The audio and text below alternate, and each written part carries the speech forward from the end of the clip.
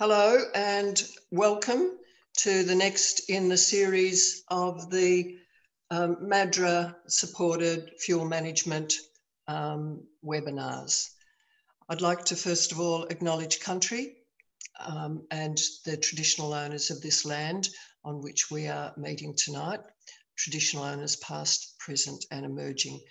I also like to acknowledge the country and the gusto with which it is responding to all of this rain and warmth that we've had. There are a number of webinars that are already up on the MADRA website, and at the end of this session, this webinar will also go up, so you can view it again, or people who haven't been able to see it can view it there. Can I just explain to you too the possibility of asking questions? If you take your scroll down to the bottom of your screen, you'll see a little icon there that says Q&A. You can type your question into that, and we will be able to see it and respond to it.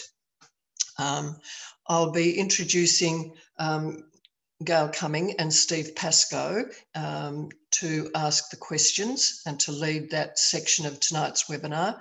So Steve Pascoe is a volunteer disaster recovery mentor and a bushfire recovery facilitator, and Gail Cumming is a community-based bushfire recovery management facilitator under the Safer Together program, and they've offered to look at the questions as they come in and direct them to our panelists.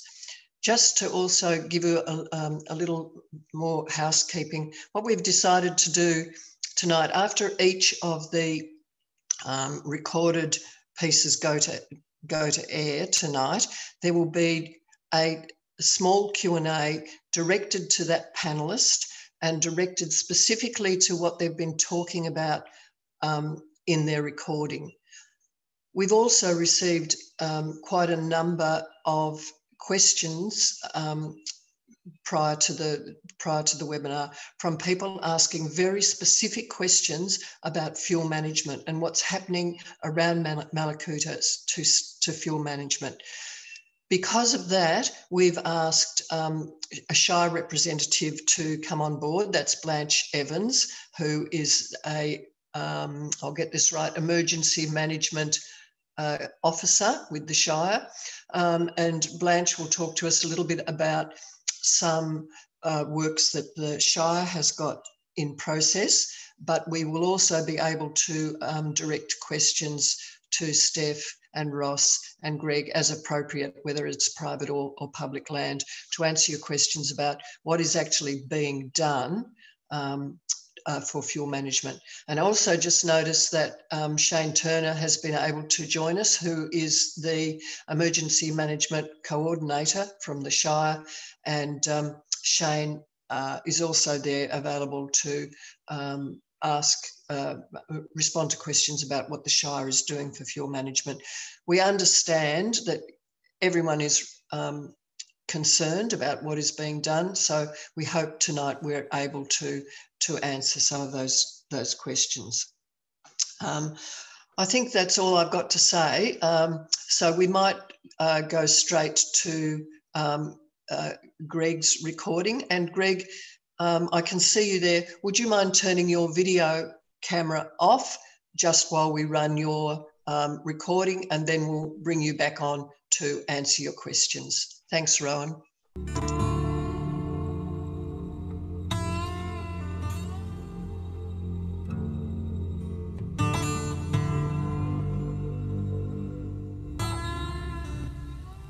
My name is Helen Bull. I'm a resident of Mallacoota, and I have an interest in environmentally responsible bushfire management.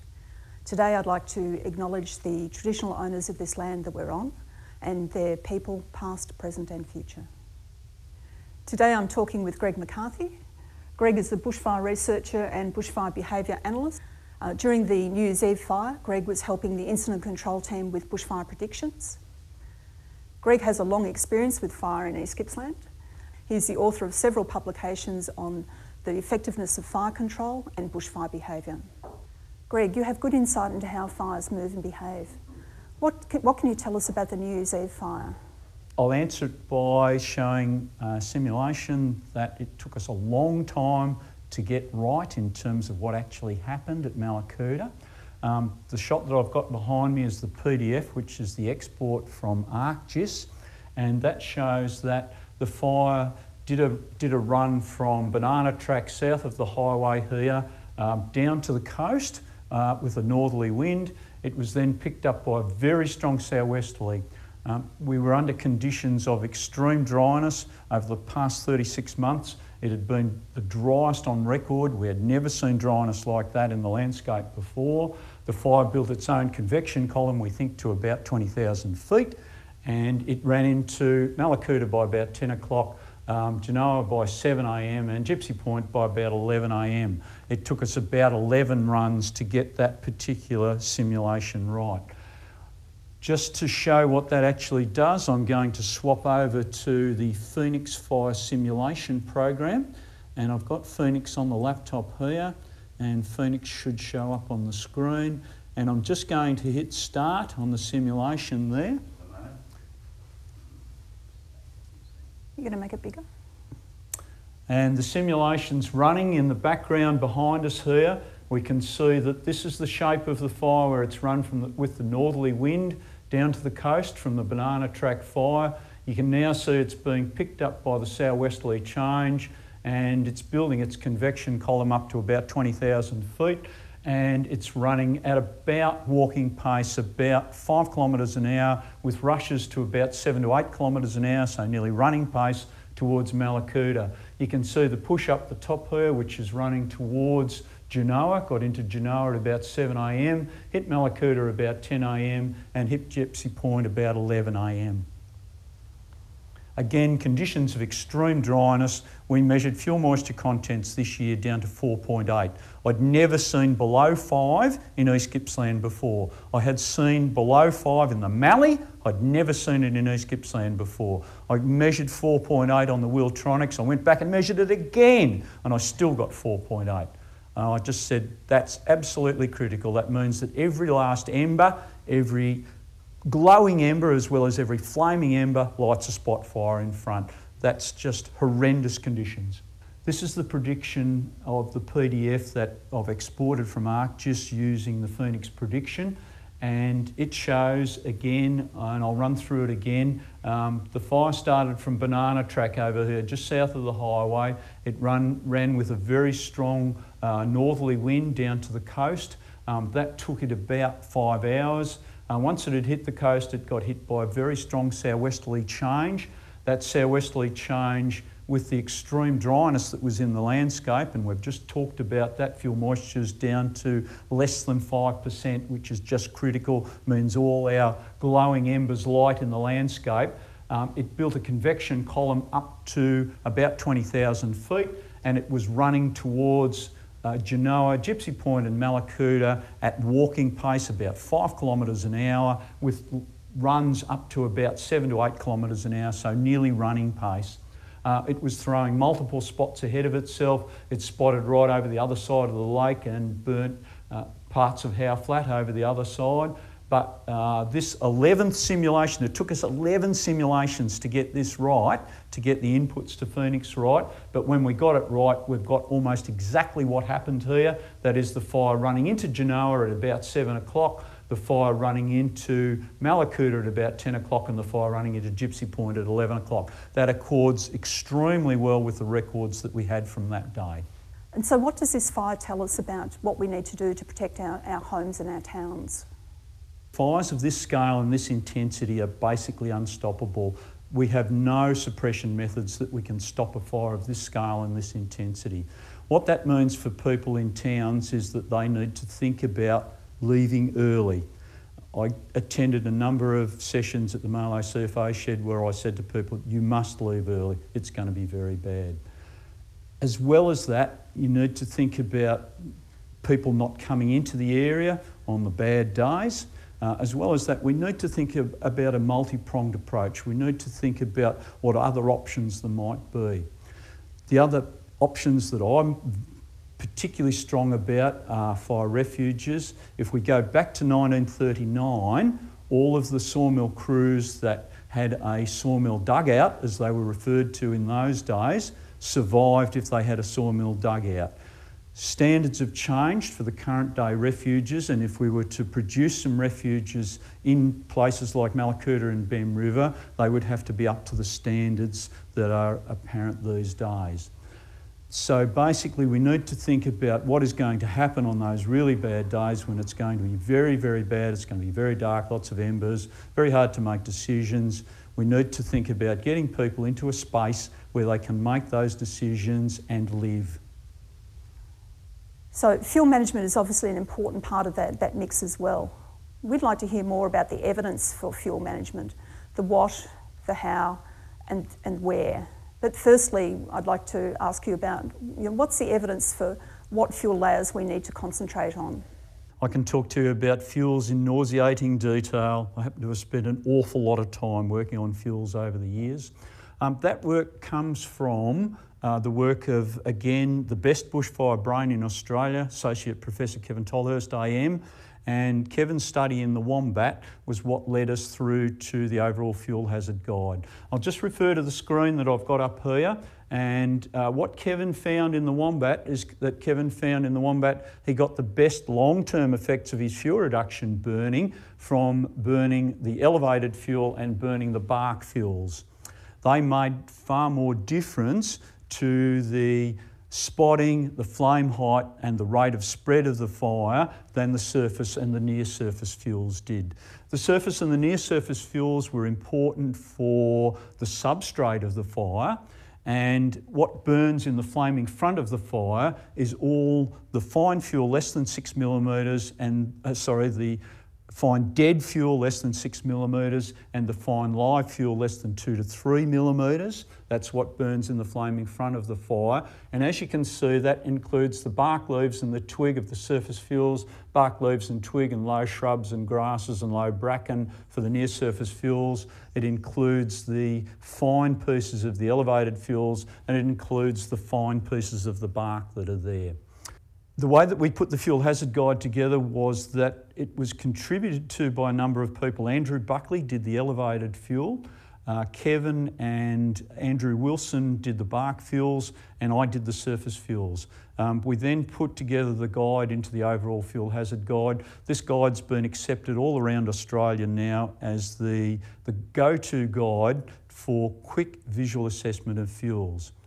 It works. It gives people a very good idea of what fuels contribute to fire behaviour and what make most of the difference in terms of suppression difficulty. We deliberately used the words low, moderate, high, very high and extreme, the same as Alan MacArthur did for the MacArthur meter. His low, moderate, high, very high, extreme referred to the level of difficulty due to the weather. Our low, moderate, high, very high and extreme refer to the level of difficulty due to the fuel. The cover photo on the cover, that's the Elaine fire from about 2008, and we can see that the surface fuels are the substrate there, but what's making the big difference is the bark fuels that are letting the fire lift towards the canopy and potentially turn into a complete crown fire. To add to that a little bit in terms of what that means to property owners is that property owners need to think about those fine fuel elements, and they particularly need to think about surface and near surface bark and elevated fuels. I would be recommending to any private property owners that they get rid of basically all their shrub fuels that they've got there and reduce their surface fuels down to the lowest level possible. If they can't treat their bark by burning, then they would have to think about maybe raking the fine bits of the bark off the outside of the stringy barks and reducing it that way. It's possible though to candle stringies even when the surface fuels won't burn, and we've done that in the department, so that's a viable alternative as well. So what we've also done to back up this work on the fuels is that we've done a number of studies, Kevin and I, over the years of the effectiveness of fuel reduction burning. And the effectiveness of fuel reduction burning shows that the important things that make a difference are how long the fuel reduction burn has been there. The best effects are in the first 3 years when our surface and near surface, bark and our elevated fuels are all reduced, but we do see some effects out to about 9 to 10 years. We've backed that up with a study in 2001, statewide study of 114 fires, a statewide study of the Alpine fire in 2003, published in Australian Forestry in 2016, and I'm currently doing some fire reconstruction work which is backing that up as well. Just in summary then, as far as a householder is concerned, they need to think about all of these fuel elements. The take-home message for them is that they need to especially reduce the elevated fuels, that is the bark and the shrub fuels, and they need to do as much as possible as they can with the surface and near surface fuels. Basically, the best thing would be to remove all the elevated fuels and as much of the bark fuel as you can, and modify the surface as much as you can. So where should we do fuel reduction, and what's the evidence behind that? The best evidence comes from some work that CSIRO have done in terms of house loss and house damage. That comes from Raffaella Blanchi and Dr. Justin Leonard, who have produced probably the landmark paper in that regard, and they've based that on the evidence of a number of wildfires that have run into houses over the last 20 years. And it shows that most of the house loss happens in the 100 metres between the forest and where the houses are. So that's obviously the place where we need to do our best fuel management that we can. But as well as that, we need to think about the forest beyond that as well. And it's my belief that we need to think about fuel management options, whether they're either mechanical or burning, in the forest beyond that 100 metres, to think about added protection, but it's certainly the closest 100 metres that we need to do that work. We're going to be looking at techniques including mulching and burning in later webinars, but what can you tell us about the evidence in support of choosing the right method for managing fuel levels? What we did with Bem River was we did some Phoenix simulations to look at the effect of understory mulching there. And that showed that if we had 40 metres cleared and 60 metres of understory mulched, which gave us that critical 100 metres again of fuel modified between the forest and the houses, that gave us a very good effect indeed. We don't really have, other than that Bem River simulation and a bit of simulation stuff that I've done for the Princes Highway, we haven't got some terribly good evidence for mulching being that effective. It would be very nice to run a good scientific experiment on it and see what went on. But in addition to that, another thing that's very close to my heart, I did some work with Emma Proctor, one of our graduates. Emma and I looked at the effect of thinning in close proximity to areas of settlement, and we found that thinning gave us a very good effect in terms of reducing the fire behaviour. We had reductions in fire behaviour levels of a whole class from full crown burn down to full crown scorch, which says to me that that's a technique that we could definitely think about in close proximity to our houses. And just following on from my earlier question, what is the evidence in support of the effectiveness of fuel management? In answer to that question, I'll go back to what I talked about a little earlier. Kevin Tolhurst and I did a study in 2001 of 114 fires statewide, and that clearly showed good effects of fuel reduction burning. We followed that up with our study of the 2003 Alpine fire. Again, that showed very good effects. I've been doing some reconstruction of the 2019-2020 fires, and that again is showing some very good effects. I'd refer to a couple of local examples, Zachary Drive and out at the airport where the Mallacoota fire came through. They're still left with their crowns intact. The fire went through as a quiet surface fire, and therefore we've had a very good effect indeed. So just in summary with that, fuel reduction burning works.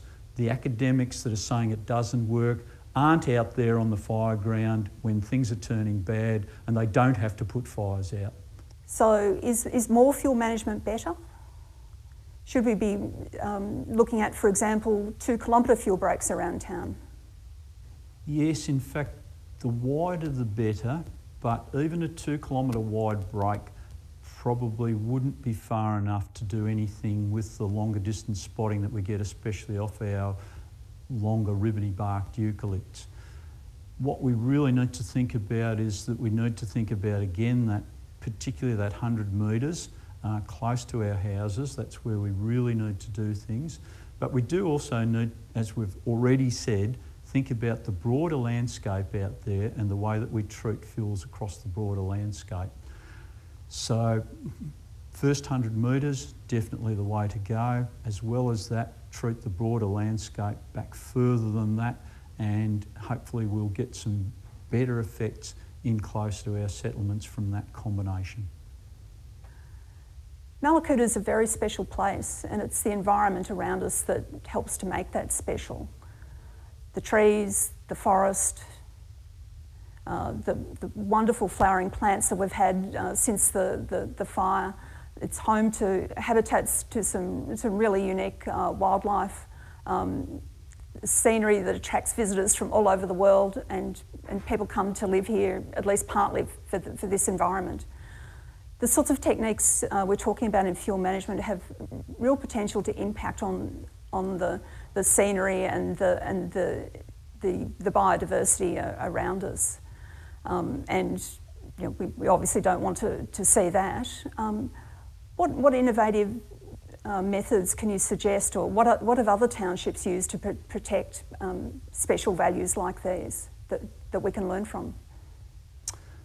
So I completely agree, Helen, that Mallacoota is a very special place indeed, and that we need to think about not just the fuel management but the aesthetics of the place as well. What we really need to think about doing is we really need to think about that vegetation management close to the town, and some of the best evidence that we can probably have for that is some of the historical paintings which show that there were larger open-grown trees with grassy understories, which would be, from a fire point of view, far easier to manage than what we've got with uneven-aged forests and shrubby understories. A couple of pieces of evidence there. If you read the historical accounts, French's Forest in Sydney was said to be large open-grown trees with a grassy understory. If you look at French's Forest now, it's almost closed rainforest through lack of fire. The other thing that I'd refer to again is I talked about our landscape mosaic plots up at Turnback. Up at Turnback, we produced a number of landscapes that, as a number of the old farmers around would say, the grandfather could ride a horse through it. And that looks really, really nice, both from a point of view of aesthetics, and it has a lovely wildflower understory, and it's much easier to manage from a fire point of view. There aren't too many other townships doing innovative things. Mallacoota could be a community leader in that regard. Thank you so much, Greg. We've got one question at the moment that, Greg, you might be able to answer from Angie. So the banana track fire started about 27 December. Angie's question is, why was nothing done to suppress it in its initial stage, and later? Why no backburn done along Stony Peak Road when a day of north-northwest wind was forecast? Do you want to have a go at that one, Greg? I don't know the exact goings-on at Banana Track, but I'm almost certain, knowing the Cairn River crew, that they went and had a red-hot go at it. I've got to think that they went and had a red-hot go at first attack. I can only assume that it got too big too quickly for them to do anything satisfactory. As you've seen in the presentation that I just did, we had fuel moisture contents down below 5%. That's absolutely critical, and it's very, very difficult to make any sort of inroads into a fire that expanded pretty quickly. I think the other thing was that Banana Track started at night, and then I think it ran overnight, and by the time they found it in the morning, I think it might have already been a couple of 100 hectares. So it was well and truly past first attack stage. First attack stage is generally when fires are less than about a kilometre perimeter for you to be able to get around them in any sort of way, shape or form, even with heavy machinery. So I've really got, I'd have to go back and have a look at the records. Now, why wasn't a backburn done off Stony Peak? that would have been a total waste of time. That would have put a heap more fire into the landscape than there already was, and nobody in their right mind would have run a backburn off Stony Peak in conditions like that. It was doomed to failure from the start, especially if it had any sort of adverse wind. I think Dash from Parks Victoria talked about the start of the fire in our first webinar. And because it was at night, difficult to see, but there was also a number of fires running in East Gippsland at the time, so smoke was pretty heavy, and as well as that, lots of the resources were away on other fires. So when you get multiple fires, it's much more difficult to spot, but also to get onto them quickly. So yeah, have a look at the first webinar in this series, and Dash talks about that there. There's another question here that follows on a bit. I think we're on the banana track sort of theme from George. Do the simulations also have predictive power, and were they used in managing the banana track fire? Acknowledging, Greg, that you might not have this knowledge, but we might also be able to track down some of this information and supply it later about how this actually rolled out. Do you want to try have a go at that one, Greg? Yes, I can go. Again, I'd have to think, and I'd have to talk to the people involved, but I'm thinking that the fire must have run overnight with the northerly wind. And as Steve just said, there were multiple fires going at that stage, and resources were very short to be able to get to all the fires that were actually going. And I think they were just way too pressed to be able to do things. Plus, with the amount of smoke that was in the atmosphere from various other fire events out to the west, if there was any sort of northerly or norwesterly, all that area would have been blanketed in smoke, and the chances of getting any aircraft in there would have been just about zilch. So aircraft can be extremely effective at first attack, but not if there's a heap of smoke in the air, they can't. And so even if aircraft had been available, I'd be thinking that they weren't able to actually get in there and help the ground forces at all.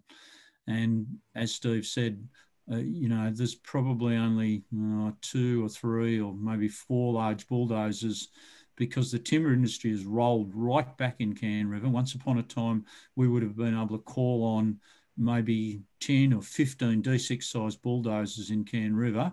They'd be lucky to be 2 or 3 or 4 now, I think. And we just haven't got the operators with the expertise to make fire line in the bush any longer. We had it back in the 70s and the 80s, but through the 90s and 2000s, that capacity has dropped right off with the timber industry dropping off.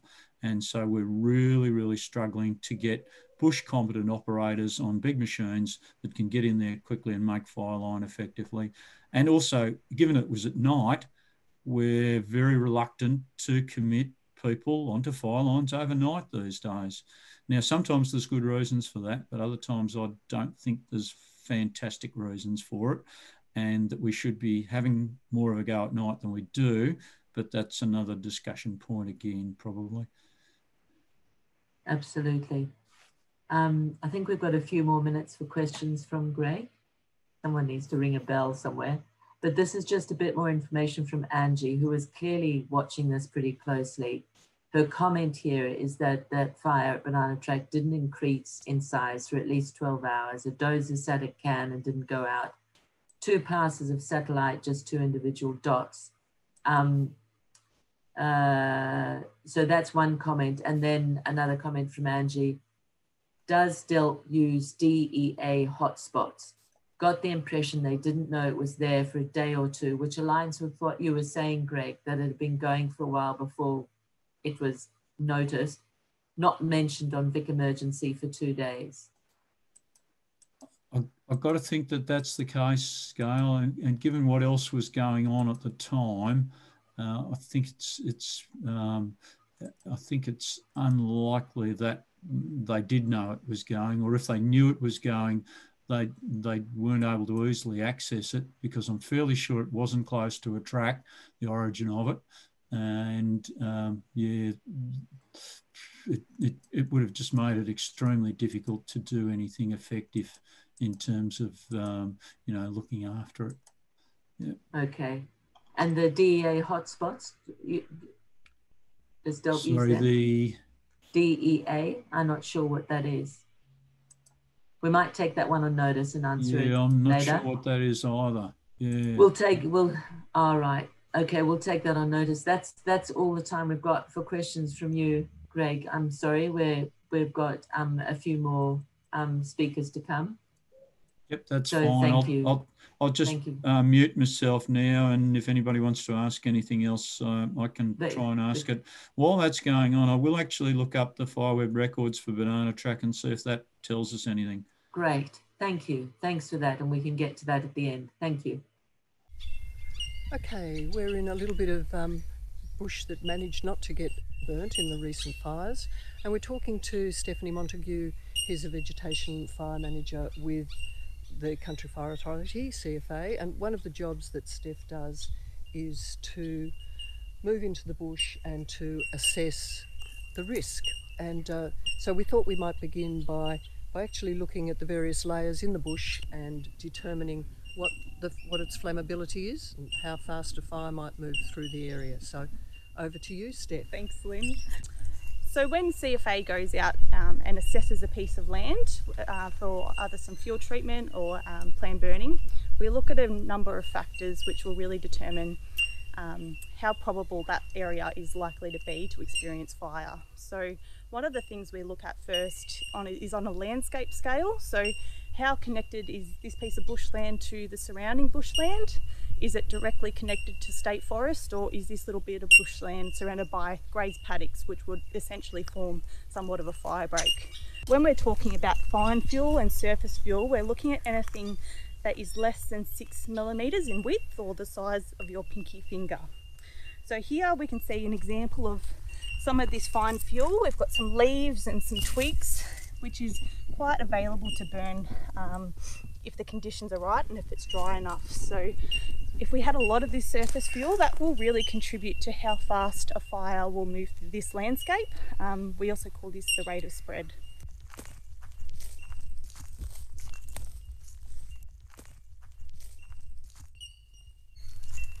So here we've got an example of near surface fine fuel. So generally this is a bit more, we're looking at more dead material, but it can be some live material. So generally fine fuels are your lower shrubs and bushes which have contact with that surface fuel. These will also contribute to the rate of spread and how fast a fire will travel through an area, but also will contribute to the flame heights it will experience. When we're looking at your wattles and your sort of more shrubby plants, this is what we call elevated fuel. And again, this will really contribute to flame heights and also the rate of spread. So it's really the arrangement of this fuel that we look at when we're assessing a site. And this will all really contribute to how well a fire will burn through an area. Iron barks aren't all that easy to remove with your hand, but if you went up to a stringy bark tree and rubbed it, it's quite fibrous and it actually falls off quite easily. This is what creates your embers. So when the fire actually moves up that tree, this is what will pull the embers out and cause you a lot of issues from a fire perspective. So this tree is an example of our fibrous bark tree, or our stringy barks.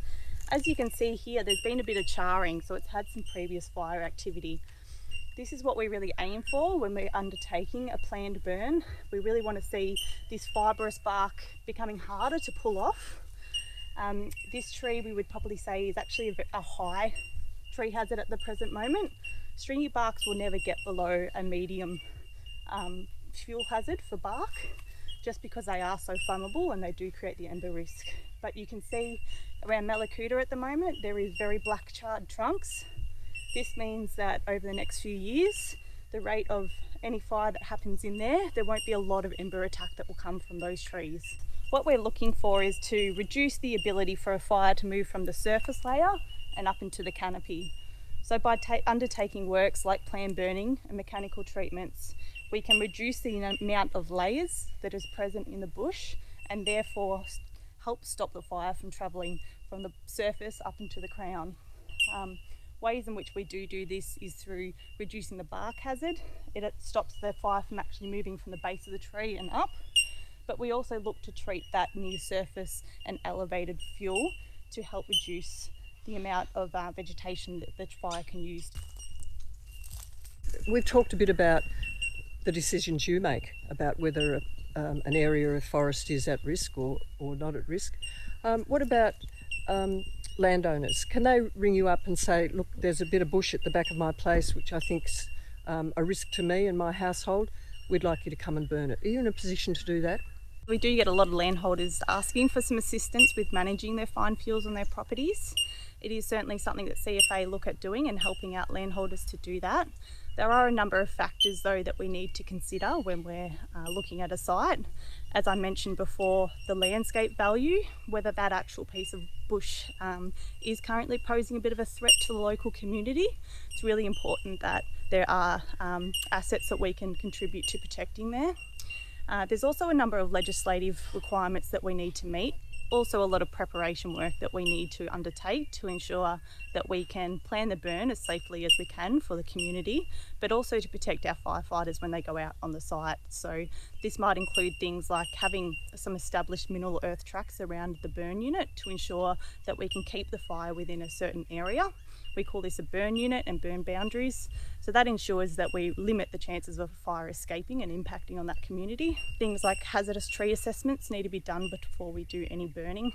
This ensures that there's no risk to the firefighters, or there's very limited risk or reduced risk of trees catching on fire and falling over the fire line and impacting our crews. So there's a number of works that need to occur and a huge amount of planning that goes into each and single burn. So it is a process that can take a number of years, but is certainly worthwhile for the community to be looking and doing these activities. If you've got any questions with regard to what you've seen so far from Steph, pop them through. Otherwise, perhaps if you're ready, Rowan, we might throw to Ross Cutlack's video. I'd like to introduce you to Ross Cutlack. Ross Cutlack is from Delp and he's a senior forest fire manager. Ross was here during the Mallacoota fire, spent many days and nights here, so hopefully this is slightly more relaxing for you, Ross. So Ross works with Forest Fire Management, which is an arm of Delp. He's a senior fire manager. And I'd just like to ask you, Ross, I know that one of the tools or one of the ways you understand how to look at fire management is you have a series of zones that you overlay on the landscape. Would you like to just talk about the purpose of those zones? Sure. Thanks, Lyn. Firstly, I'd just like to acknowledge the traditional owners and pay my respects to the elders past, present and emerging. Lyn, you're right, I was here over the summer. It's lovely to be back in Mallacoota. Yeah, reconnect with the community and yourself under obviously different circumstances. We have 4 zones, fire management zones, Lyn. The first zone I'd like to talk about is what's called asset protection zone. And you can see by the example here, this red shading on the map, which is to the west of Mallacoota. Basically, these zones are where we undertake our most intensive types of fuel treatment. Basically, they're designed to provide a local level of protection to human life, assets, property and infrastructure. So as you can see, they're located close proximity to townships and those particular assets. They often sit to the north of towns and also to the west, which is generally where our worst prevailing fires will come from. I mentioned that it's an intensive type of treatment, usually in these particular zones.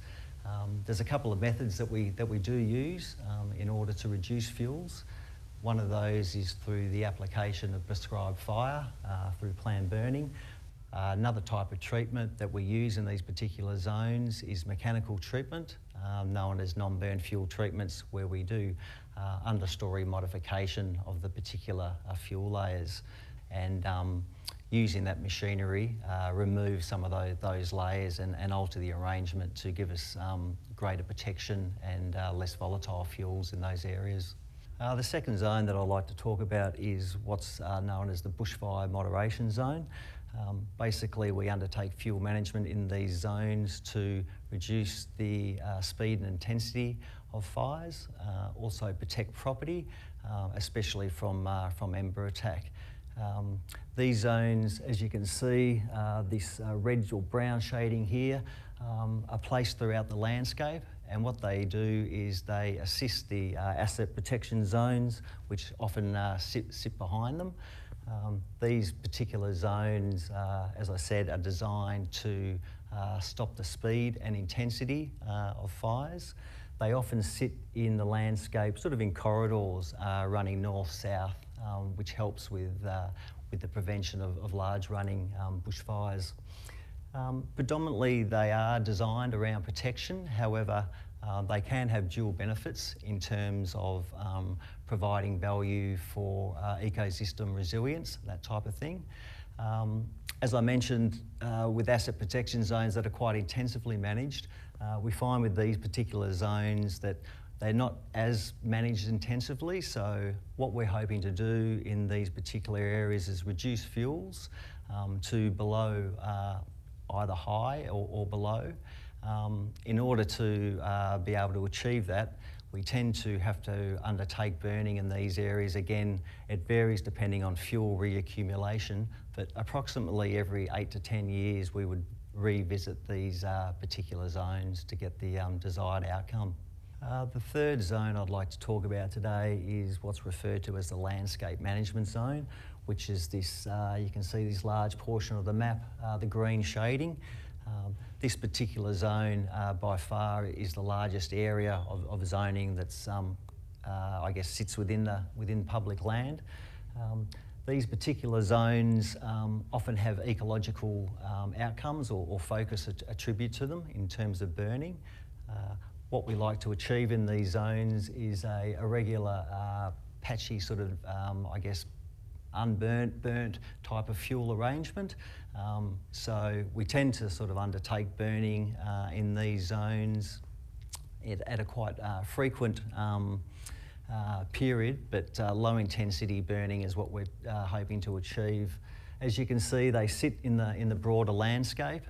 Often these zones are large in size, so they do incorporate within them a range of different topographical features and also vegetation types. So essentially what we're doing there is producing a sort of mosaic of burnt and unburnt, which helps reduce risk through fires not running as fiercely through the landscape. Given the nature of this zoning, we'll often target specific areas, so areas that we'll get benefit and the fuels are actually designed to burn. So for example, in some of these areas we'll target north-facing, northwest-facing slopes and ridgelines where the more volatile fuels are located, as compared to, say, some of the southern aspects and I guess wet gullies where under prescribed conditions, which is usually in autumn, we won't be able to get those types of fuels to ignite. So there's certainly some risk reduction benefit through undertaking that type of mosaic patchy burning, but there's also some ecological benefit as well, which is, you know, part of the process behind this zoning. These landscape management zones, they're broad in their nature, and they do offer benefits in terms of ecological, I guess, resilience and also fire protection or risk reduction. Some of the benefits for ecological species are achieved through different fire regimes and intensities. Also, burning is undertaken in some instances to actually protect some of these communities, so particular vegetation types that don't actually like fire. We can exclude those from the burning, but then apply fire to give them some protection from bushfires should they move through that particular area in the landscape. Because of its low intensity sort of nature for these particular zones and the way we target specific fuel types, it's not uncommon to maybe only burn 30 to 40, maybe 50% of these particular areas. And what we may do is treat them over multiple years. So as I mentioned, it's around high frequency, low intensity burning, targeting different aspects throughout those zones.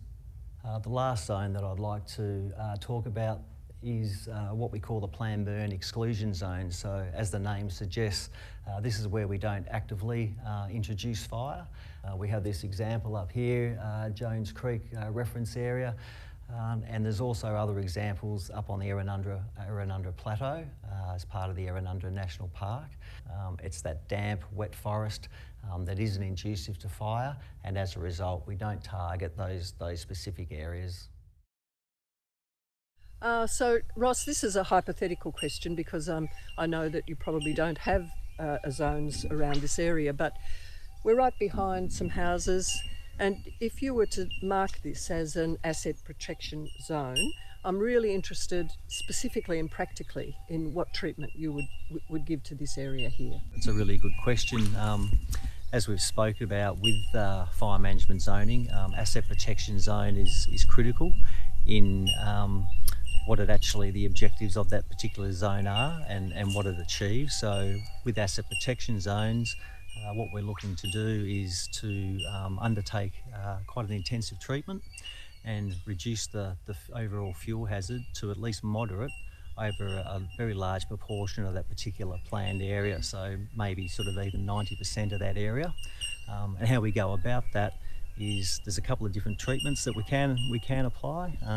One is obviously the use of prescribed fire, planned burning, and what we're hoping to do there is essentially remove a large portion of all the different fuel layers that's been spoken about earlier today. So we're talking about the fine ground fuels, the near surface fuels, obviously those elevated, and particularly the dead elevated fuels. But in particular, we're really talking about the bark hazard here. So being an asset protection zone, part of that is to reduce ember attack and radiant heat where possible. So it's critical that we have a burn that has good coverage and takes out all those elements of fuel, including the bark. What we're also looking at is reapplying fire in reasonable intervals. So that might be depending on the type of vegetation and how long that takes to reaccumulate, but it could be anywhere for 2 to 3 years that would come back in and reapply fire to remove those fuels. What's really important here is the protection it gives to human life, to property, as you mentioned, in close vicinity to the burn, and also assets and potentially key bits of infrastructure that sit within the town and close to these types of zones. So you're talking about modifying the bark. There's lots of smaller trees here. Are you actually talking about candling them, or are you talking about removing them? Essentially, in some APZs we can do candling, depending on the conditions. So what's really important is especially the stringy barks that have that fibrous bark, and what that can lead to is spotting. So if we're prescribing fire or undertaking planned burning, we really want to have fire that basically takes out that element of the fuel, so we have fire that's actually running up to a degree the actual trees and removes the fuel in that manner. So you also mentioned non-burning procedures. So let's talk about what other options you might use here.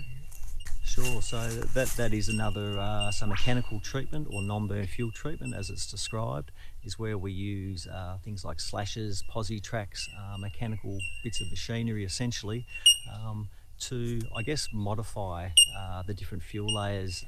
It doesn't necessarily remove all the fuel layers because we're mulching it and we're I guess reapplying it in a different format, but what it does do, it certainly reduces the overall fuel hazard, which is what we're sort of after in these instances, and it also takes out a lot of that sort of elevated and mid-story layer, so it has the potential to I guess reaccumulate some of the fuels on the ground, but it takes out that fire, that sort of intensity and flame height through the modification of those mid-story layers.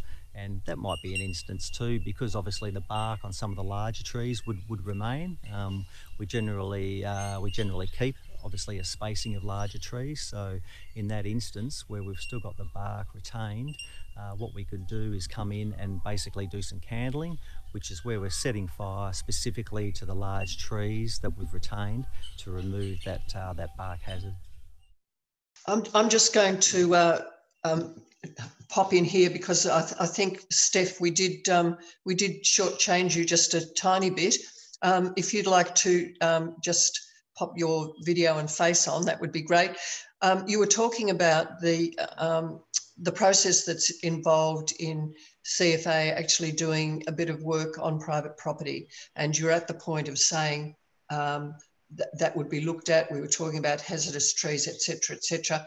Can you give us some kind of timeline about, how that process, how long that process takes for the landowner? Is a great question. Thanks, Lyn.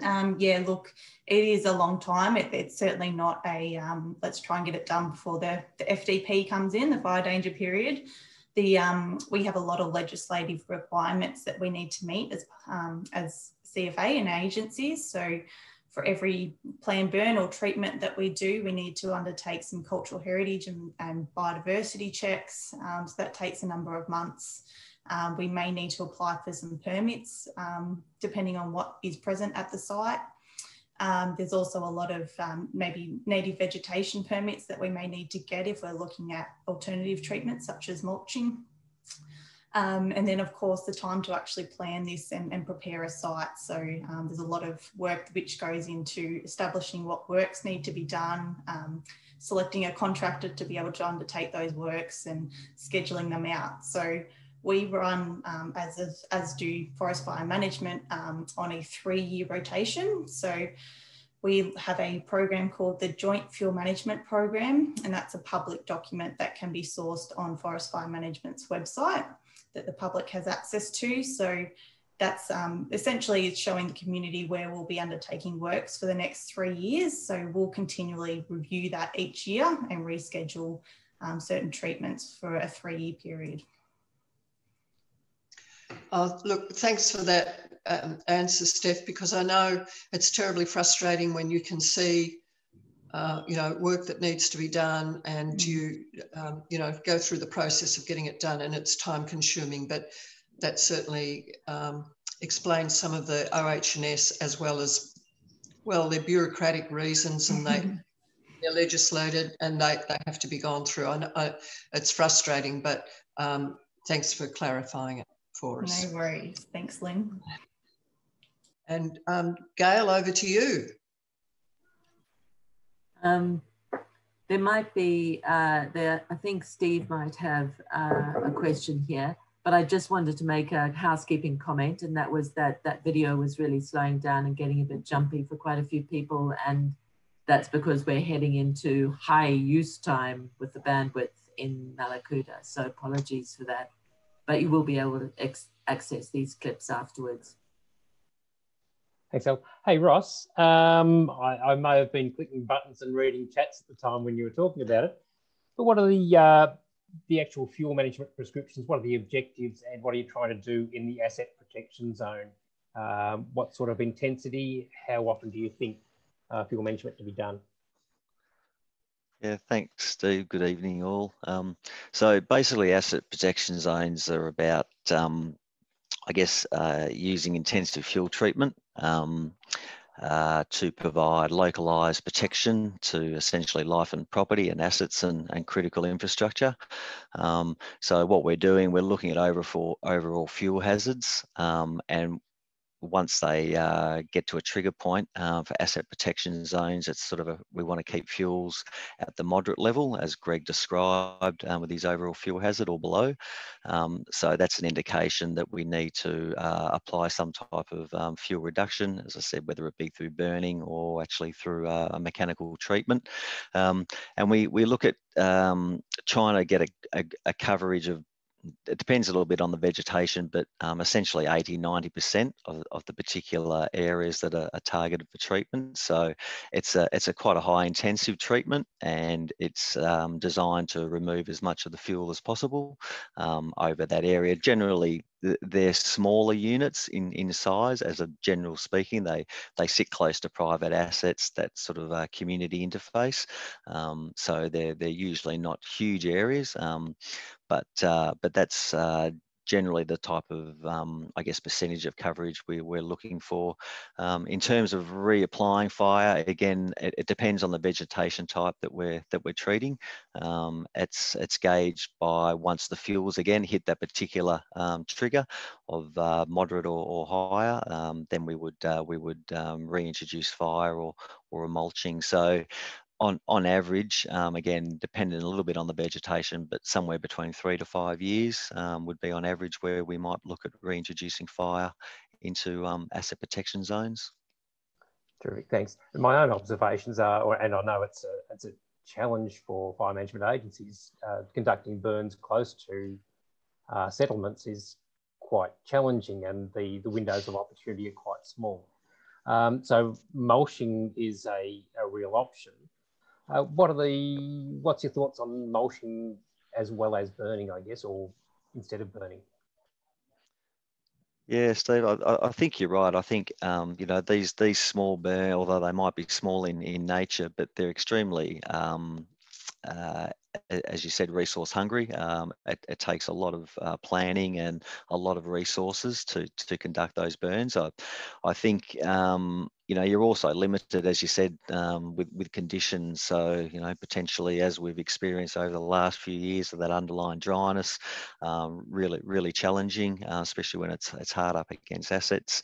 And then, you know, on the other end of the scale, potentially you can get those wetter autumns where you lose that window, and you really do need those moistures, winds, you know, temperatures well within, you know, obviously we have prescriptions, but even more so critical when you're burning close up against assets. So I think, you know, these non-burnt fuel treatments, you know, they've been around for a little while. They're certainly becoming, I think, I don't know whether popular is the word, but I think there's a place for them. I think it gives you that flexibility, one from seasonal conditions if you're unable to burn.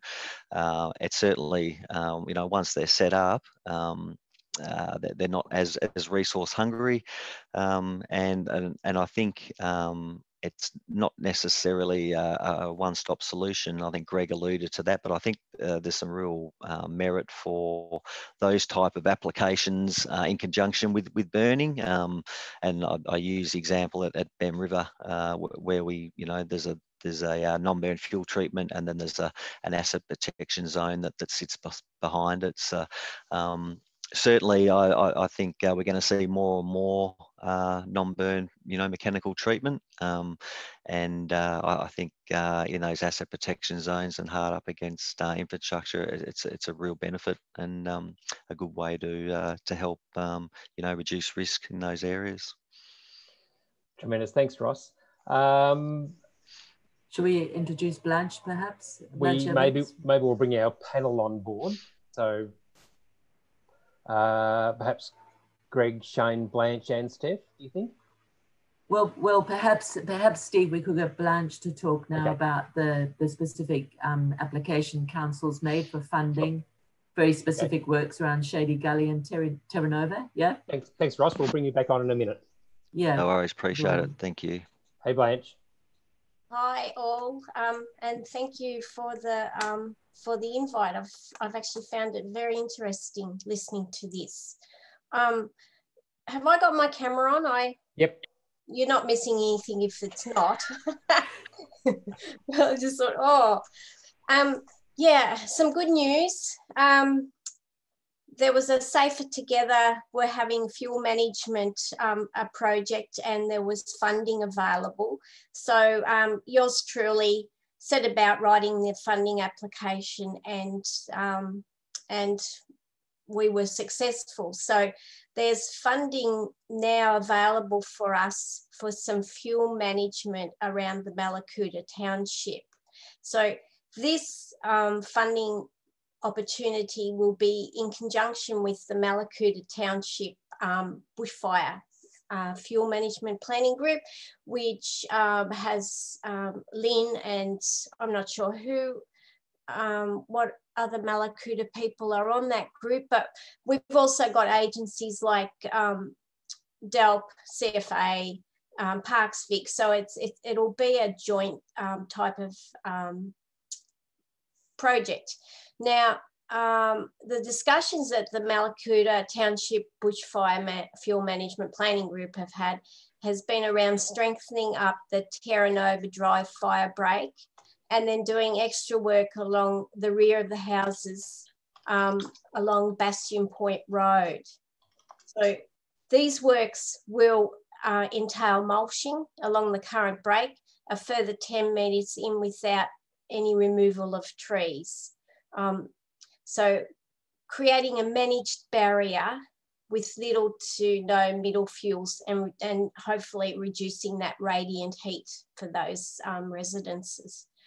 They're also looking at undertaking works to strengthen up the break along Rasmus Avenue into Mortimer's Paddock, and similar works to be undertaken to move some of the vegetation back on Shady Gully adjacent to Miva Centre to give better protection to the retirement home. So those works should commence early in the new year and with an expected completion date of like end of May 2021. So that will be over and above our current slashing program. Now, our contractor has been working up there all this week. I think he's pretty well completed Carbathon.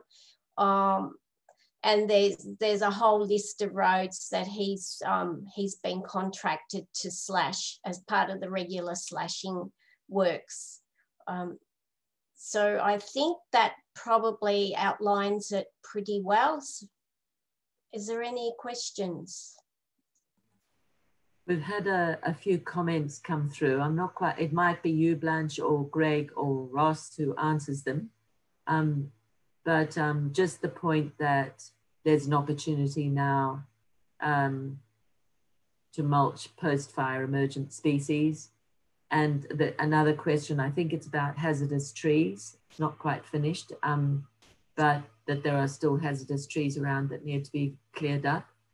But this might be this might be an opportunity for other panelists to join in with some answers to that as well, and any other questions that anybody's got. Yep, and I think that question was specifically around Lakeside Drive. So I think we're getting there in terms of fuel management planning and discussing and getting things organised. It always takes too long, and yes, the recent fires have been a golden opportunity to get in and do things and change things. So I think it's up to community to actually keep pressure up and work with the fuel management working group to plan out where the risks are, what you want to protect, and what to do about it, and stage that out over an ongoing program. It doesn't all have to be done this year. It won't be done this year. But over a cycle, it should be infinitely possible by working together. And I think that's the critical thing, isn't it, Blanche? That Mallacoota has this extraordinary group set up already with community and members and agencies on it, and that's gold. Yeah, that you have to keep that as the forum for the conversation. You know, and bearing in mind, yes, we've been successful in getting some funding for these works, but this is just the start. You know, this needs to be part of agencies' ongoing, you know, fuel management planning as they progress through the years. It can't be just all done like in the next 6 months and then forgotten about for another 20 years. That just defeats the purpose. So it needs to be part of all our agencies' planning. Yep. Tremendous, Blanche, and congratulations to you for getting that grant together and putting in the application. We all, those of us who played with Safer together know it's a bit like getting blood out of a stone, but well done to you, and really looking forward to it. And those 3 areas are mentioned were identified as we were walking around last year with the fuel management working group. So I think that's sensational and proof that if we do work together and we do have a strategy and a planning process, then we can achieve good things. So well done to you, and looking forward to the outcomes. Thank you, Steve. Maybe Ross, Steph, Greg, if you'd like to come back on board, video and speakage. We had some questions come to us over the last few weeks. And it's just generally around fuel management, but particularly focused on public land and private land. So, Blanche, you've disappeared. Do you want to come back? Or maybe I'll throw it to Steph. Maybe you can both answer these. So, private land, what vegetation management can landowners do on their own land? What's the limitations? What can they do now, and what do they need permits to do? Yep. So landholders are required to comply with the planning permit, and under that we call this the native vegetation removal. So within areas like Mallacoota and districts where you have bushfire prone or bushfire moderate BMO overlays on properties, private property owners can apply the 1050 rule on their houses. So what this basically means is you can remove all vegetation within 10 metres of your house, of your dwelling. And this includes trees, and you can also remove the understory vegetation up to 50 metres, not including trees. So that gives that bit of radiant heat protection like we were talking about, and it reduces the direct flame contact that you might experience for a house if you've got that vegetation up close to your dwelling. And then looking on further from that, if landholders are confident in managing that fuel from a planned burning point of view, planned burning is exempt from native vegetation removal, so they can undertake their own small burns if they're confident in doing so. But the 1050 rule is something to certainly read up on. There's a heap of information on the internet, on DELP's website and CFA's website, so you can get some more information there if you're looking for some more info on that one. And if they think they need to do more than what's allowable under the 1050 planning exemptions, how might they go about seeking permits to do more? So if they're wanting to do some physical removal, mechanical removal of vegetation, and then they would need to apply to the Shire to get a permit to remove native vegetation. So that's talking to your local Shire and going through that process. There may be offsets that you may have to pay for. So there is certainly costs involved with that, but yeah, talk to your Shire to get some more information about how you go about that process. Terrific. And there was more information in our second webinar, which had Justin Leonard talking particularly about 1030, 1050 rules, the impacts of vegetation on house losses, etc. And the sort of validation around those numbers, 1030 and 1050. So, but there are always things that don't fall in those. So if property owners do want something do more, then they need to talk to council about getting a planning permit. So that's for fuel management on your own property. If you've got a neighbour who isn't managing their fuel and it's posing a risk to your own property, who do people need to talk to, Blanche? In the first instance, you would obviously contact Shire, and we have fire prevention officers, municipal fire prevention officers. So they would go out and inspect the property, and obviously if they deem that it is a fire hazard, that property owner would be sent a fire prevention notice. Now, if that's ignored, disregarded, then the Shire has the capacity to actually fine the property owner, and then they would contract a like an independent contractor to come in and slash the property that's offensive. So that's pretty much, that's how it works. Now, our fire prevention officers, they do one round of checks. I think they start on the 1st of October, and then they do a second round before Christmas. So if the offending person hasn't completed their works by the second round, well, that's when, you know, they can be fined. So, and it's, you know, it's significant.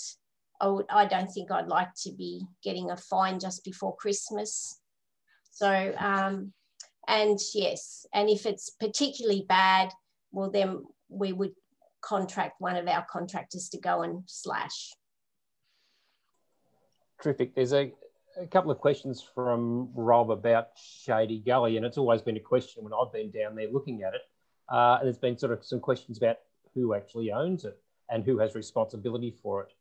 Do you know if it's public land or council land, or is there is some sort of transfer of responsibility or anything going on there? Ross, Blanche? I'm pretty sure it's public land, and I think it might actually be managed by Parks Victoria. I'm pretty sure it's a reserve managed by Parks, essentially Crown land managed by Parks Victoria. Yep, it has. I'm pretty sure it's got a fire zoning on it. I think it's part of the asset protection zone. I'd have to check up on that, but I seem to recall. I think it was maybe 10 years ago, a burn being done in Shady Gully, and I think it was an area that we did have nominated prior to the fire event to undertake some, a little bit like what Blanche was saying, some non-burn fuel treatment. Not necessarily right through the whole reserve, but just around the perimeter to possibly give a little bit more, I guess, you know, flexibility to undertake burning and just reduce the fuels closer to the houses. So it's yeah, essentially Crown land managed by PV. Terrific. So our ambition should be to get that on our next list of priorities, things to do. Terrific. So yeah, again, for you, Ross, so if folk have public land butting up against their back fence, what's their method for getting some action taken on that? Well, I think it's about having the conversation, essentially. Like, you know, I think landowners, we're always available to chat, talk about, you know, future burn nominations with community, with individual landowners. Obviously, it would need to sit within, I suppose, have some, you know, benefit and be a block that's able to be treated. Not every bit of public land, I guess, is fire zoned for treatment, essentially. But I think the first port of call is having the discussions with fire management officers and talk about, you know, what are some of the benefits to community or to individuals through treating parcels of land, how that fits into the overall bushfire management strategy. You know, is it going to actually provide any real residual risk benefit in that sense? You know, and then I guess it's about moving forward, you know, looking at those nominations, looking at boundaries, looking at, I guess, what works would need to get it to a state where we could actually undertake burning. But yeah, I think the first port of call is to talk to agency and just see what the land tenure is, who manages it, what are the pros and cons about putting it on a JFMP would be my first step, I think, Steve. So I'm a private property owner and I've not dealt with council or parks or CF84. Where's my first port of call? Who can I talk to first? Who would direct me? I think it would probably be I'm not sure whether there's a 1300 type of number, where your local, you know, PV office or DELP office would certainly be able to help. So certainly in small communities, you know, it's that there's usually a relationship that sort of, I guess, is built up over time with community working for these agencies. So if you had a local DELP office or something like that in a small community, I'd just be ringing them, and they'll direct you to the fire management officer. Essentially, would be the first port of call, and start the conversation. Steph, have you got anyone at CFA who is the person to call for Mallacoota? Yeah, look, myself, I work across both Wellington and East Gippsland Shires. So I do the fuel management on private property. That's my role. But look, the local DELP headquarters, talk to your local CFA brigade too. They're really resourceful and know who to go to if you're wanting some answers. So again, yeah, it's about using those local channels. I know both CFA and Forest Fire Management have a hotline sort of thing that you can reach through, and we do get a lot of queries coming from that, from Melbourne, from a call centre. Yeah, they pass them through to us. So that's another good way to get onto us. Terrific. And for you, for Council, Blanche, who might people contact, or just go through the main switchboard? It would be, in the first instance, it would be through the main switchboard. And then obviously, you know, if it's a private property that's becoming offensive, as in overgrown, and that would be passed on to our municipal fire management planning officers. If there was a problem with slashing, like contractor work that council will have enlisted, well, that'll now go to our works department. It's actually moving away from emergency management as of, I think, Friday, and our works department will be managing all the slashing contractors. Terrific. And Angie has got some concerns about the dead Mallacoota along Lakeside Drive. I'm not sure whose land they're sitting on. Does anyone know if they're on anyone's plans to be dealt with? I'm not aware of that specifically, Steve. I know we've probably undertaken, I think, 13 burns across Mallacoota, sort of windrow heaps, potentially on Crown land, where local residents and also crews have identified residual material left over from the fires. We've put those into our burn program and undertaken those. I'm not sure about that one specifically, so I can't help you there. I'm sorry. And Angie just said also at Bastion Point. So, and again, don't know who owns that land, public land. Is that the Bastion Point Road? I would imagine, or out at Bastion Point itself. We do have our contractor has that road on his list, from Genoa Road to Becker Road. Yep. Yeah, that's right, Becker. So that's one of the ones that is on his list to be done as part of the annual slashing works. So I'm just looking to see if there's anything else. And part of the funding, you know, the funding project, they are looking at extra work along the rear of the houses along Bastion Point Road. So maybe that's where Helen's referring to. So they're looking to do some more work there. So maybe that answers that question. Yep, terrific. And Angie, if that wasn't enough answer, then you've got 3 people on the screen. You know how to get hold of them. So yeah. Give it a crack.